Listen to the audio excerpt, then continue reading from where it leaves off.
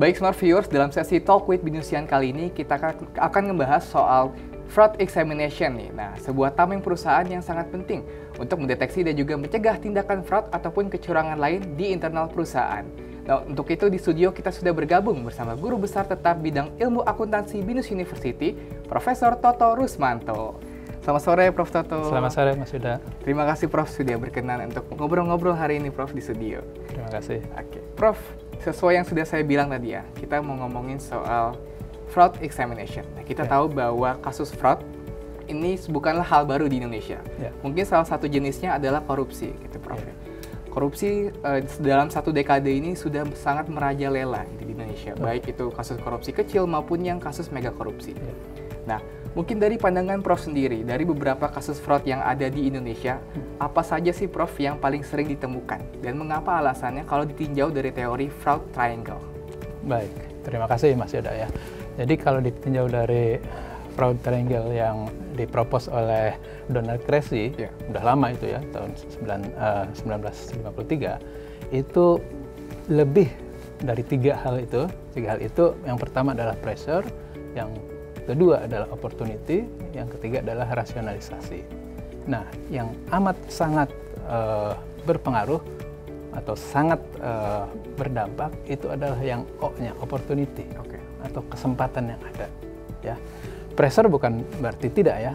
Pressure tekanan itu tekanan dari yang bersangkutan, pelaku fraud, bisa dari keluarga pelaku, bisa dari atasan atau organisasi di mana pelaku bekerja. Itu juga bisa membuat seseorang cenderung melakukan fraud. Itu pressure, tekanan ya, tekanan untuk misalnya mencapai target-target tertentu atau ingin mendapatkan sesuatu di luar hak dia dan sebagainya. Itu tekanan. Dari atasan berarti Prof ya? Pressure. Bisa pressure dari atasan atau dari organisasi atau dari yang bersangkutan. Greedy orangnya, takus gitu ya. Bisa juga dari yang kedua, yaitu opportunity atau peluang atau kesempatan. Nah, ini lebih kepada sistem pengendalian intern yang lemah, ya, standar operating procedure yang nggak jelas, pengawasan pimpinan atau pengawasan yang lemah, tiadanya contoh dari pimpinan, lemahnya budaya atau integritas yang dijunjung tinggi. Nah, ini situasi, kondisi, atau opportunity ini yang justru paling sering fraud itu terjadi. Jadi penyebab fraud, baik diantaranya itu apakah korupsi, apakah penggelapan, atau misalnya memanipulasi laporan gitu ya, itu lebih kepada yang O tadi. Ya. Dan yang terakhir itu adalah rasionalisasi. Rasionalisasi itu merupakan pembenaran atas tindakannya. Karena misalnya melihat, wah di sekelilingnya juga melakukan itu, kenapa kita enggak? Jadi ikutan gitu. Ikut-ikutan gitu, walaupun nggak beres, nggak benar itu ya. Jadi ikut-ikutan. Dia merasionalisasi misalnya, kita sudah kontribusi bikin perusahaan untung, kenapa nggak ngambil sedikit gitu, padahal ngambil banyak juga ya. Walaupun sedikit kan tidak boleh ya. Jadi kira-kira seperti itu. Kalau ditanya mana yang paling berdampak atau paling mempengaruhi dari tiga itu ya, opportunity. Atau kesempatan. Ya, karena kesempatan itu sebetulnya bukan ada pada dirinya, tapi ada pada lingkungan, situasi dan kondisi. Ya, kalau masalah tekanan, masalah apa tuh tadi pembenaran, itu kan personalnya, seperti itu. Berarti memang tadi ya opportunity yang paling menonjol gitu, karena kalau di perusahaan itu sendiri dari SOP-nya, pengawasan yang lemah dan juga tidak ada yang bisa dijadikan role model atasannya. Kayak atasannya juga melakukan tindakan kecurangan, ya otomatis bawahannya juga istilahnya melihat celah itu ya. Iya, betul. Untuk melakukan tindakan kecurangan juga. Benar. Oke, selanjutnya Prof, kita ngomongin soal dampaknya. Ya mungkin kita tahu pastinya fraud itu ada dampak kerugian material gitu, dari segi keuangannya, dari segi materialnya. Tapi apakah ada dampak lain Prof gitu yang bisa ditimbulkan dari kasus fraud ini? Mungkin dari sisi psikologis SDM-nya, lalu tingkat kepercayaan dari investor maupun stakeholder. Baik, kita lihat dari misalnya karyawannya dulu, dari sebuah perusahaan itu. Itu secara psikologis karyawannya kehilangan kebanggaan atas organisasi itu. Pride-nya itu hilang. Ya karena sudah coreng ya, nama baik, nama besarnya atau kebanggaan yang mungkin selama ini dijaga bersama gitu.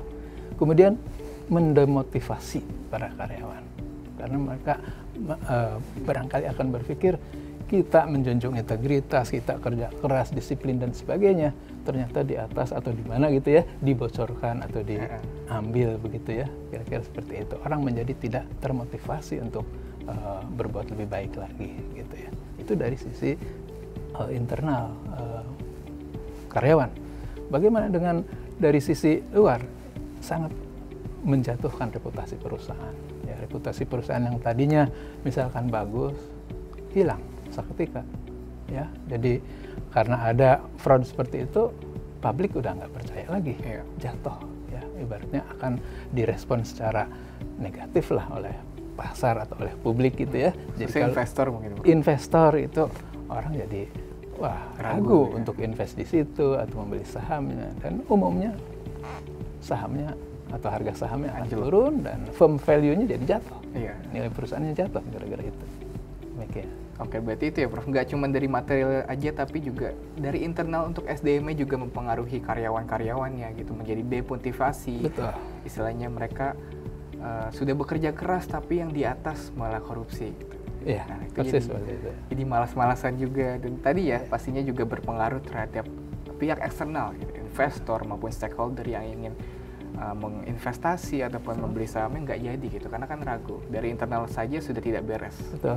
Orang nasabah misalnya mau naruh uang, misalnya itu bank ya, di bank, nggak jadi. Atau yang ada di sana, uang sudah di sana, bisa ditarik dan seterusnya. Takut ya? Iya. Oke, Prof, selanjutnya kita mau ngomongin soal fraud examination-nya gitu. Iya. Pastinya kan dari tadi jenis-jenis fraud-nya, dampak-dampaknya. Nah, salah satu metode yang paling penting, mungkin salah satu yang paling ampuh adalah menerapkan fraud examination di dalam suatu perusahaan. Nah, bagaimana sih Prof sebenarnya peran dan juga cara mengimplementasikan fraud examination ini di dalam suatu perusahaan agar maksimal? Ya, yang pertama mesti ada fraud prevention dulu, pencegahan fraud. Itu penting agar fraud itu tidak terjadi atau sangat minimal untuk terjadinya. Nah, gimana supaya ada fraud prevention? Ya, yang pertama mesti tumbuhkan integritas yang kuat, budayakan integritas yang kuat dari pimpinan perusahaan, dari semua anggota organisasi, gitu ya. Yang kedua, kuatkan SPI, sistem pengendalian internal. Ya, internal kontrolnya itu harus kuat. Ya, jadi kalau internal kontrolnya kuat, dia akan membuat semua itu in place gitu ya, tidak mudah untuk dicurangi begitu ya. Kuatkan, kemudian lakukan misalnya audit rutin atau berkala, sehingga orang itu nanti kena audit kalau melakukan apa-apa, dan kenanya itu tidak berlama-lama nunggu akut dulu, tidak, tapi segera misalnya, jadi orang takut. Kemudian juga perusahaan supaya ada prevention, jika ada hal fraud atau apa, mesti ditegakkan yang namanya hukuman. Jadi sanksi atau hukuman itu harus ditegakkan. Ya, tidak boleh toleran terhadap fraud. Nah, kalau iklimnya seperti itu secara preventif itu sudah berjalan. Gitu. Tinggal nanti detectionnya gimana nih?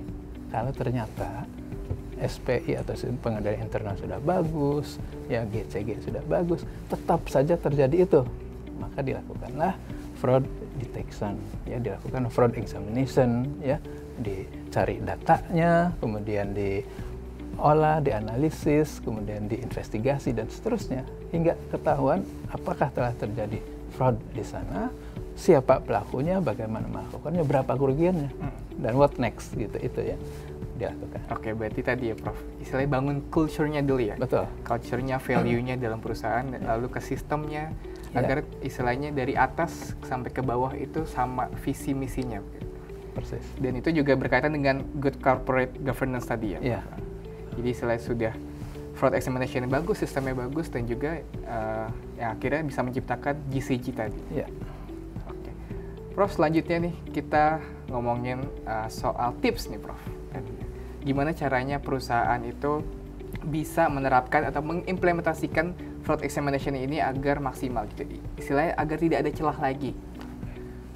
Oke, yang pertama itu standar operating procedure untuk setiap aktivitas dan sistem itu harus jelas. Ada SOP. Kemudian kembali ke internal control yang kuat. Kemudian ada segregation of duty. Kemudian ada role model dari pimpinan dan juga kemauan yang kuat dari pimpinan agar semua anggota organisasi, karyawan di dalamnya itu mempunyai integritas yang tinggi. Gunakan juga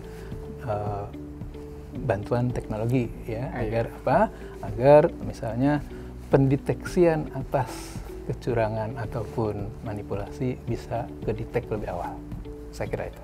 Jadi memanfaatkan teknologi juga, Prof, ya, untuk misalnya saat audit internal itu langsung terdeteksi secara langsung. Correct. Oke, baik. Terima kasih Prof. Toto sekali lagi atas penjelasannya. Terima kasih, Nah, itu dia Smart Viewers, kurang lebih penjelasan dari Prof. Toto terkait fraud examination yang dimana sangat vital dan penting bagi perusahaan untuk mencegah ataupun mendeteksi tindakan-tindakan fraud yang terjadi di dalam internal. Oke, dan juga kita berdoa ya, semoga perusahaan-perusahaan di Indonesia bisa menerapkan fraud examination ini secara baik dan maksimal. Smart Viewers, jangan kemana-mana dulu karena sesaat lagi kita akan masuk ke segmen 3, yaitu ngomongin soal promo. Jadi jangan kemana-mana, stay tune di Jurnal Binus ya.